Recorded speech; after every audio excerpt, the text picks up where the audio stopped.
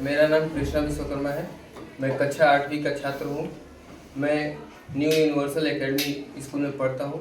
आज मैं आप लोगों के समक्ष इस फीमेल रिप्रोडक्टिव सिस्टम के बारे में बताने जा रहा हूँ।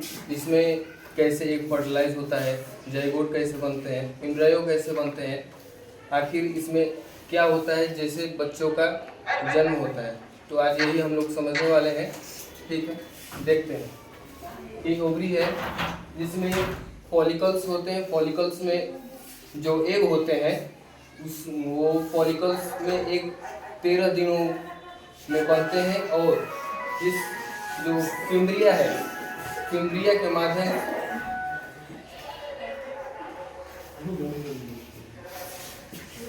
नहीं बोलो रहेंगे। चलो चलो चलो बोलो, तेज बोलना है, बस तेज बोलो। ये ओवरी है जिसमें फॉलिकल्स होते हैं और इसी फॉलिकल्स में एग बनते हैं जो कि 13 दिनों में एक मैच्योर होता है और इस फिम्ब्रिया के माध्यम से 14वें दिन इस फैलोपियन ट्यूब के माध्यम से, इसमें फैलोपियन ट्यूब में एक सीलिया नाम का बाल टाइप का स्ट्रक्चर होता है और इसी स्ट्रक्चर के कारण धीरे धीरे फैलोपियन ट्यूब से होते हुए यहाँ तक फैलोपियन ट्यूब के पास पहुँचता है। और जैसे ही मेल गैमेट्स पहुँचता है, जैसे कि वेजाइना से और सिर्विक्स, जो सिर्विक्स होता है इसमें जो स्पर्म शुक्राणु होते हैं, इससे होते हुए गर्भाशय से पहुंचते हैं और यहाँ एग के पास पहुंचते ही वो लोग उस एग को फर्टिलाइज करने के लिए उसे छेदने लगते हैं। जैसे एग के 2 आवरण होते हैं, एक कोरोना रेडियोटा और एक जोना प्लेसोडा। इस कोरोना रेडियोटा को पर जैसे ही ये स्पर्म अटैक करते हैं, उनके मिड पार्ट में एक क्रोमोसोम नाम का जाइलम पाया जाता है। वही ये लोग इस एग पर प्रोड्यूस करने लगते हैं, जिससे ये डैमेज होकर इस एग के अंदर वो घुस पाते हैं, जिससे कि एग फर्टिलाइज होता है। और जब ये एग फर्टिलाइज हो जाता है तो ये धीरे धीरे यूटेरस में आने के लिए ये यूटेरिन ट्यूब है, इसको कांटेक्ट करने लगता है। ये इसी के कारण एग जो होता है धीरे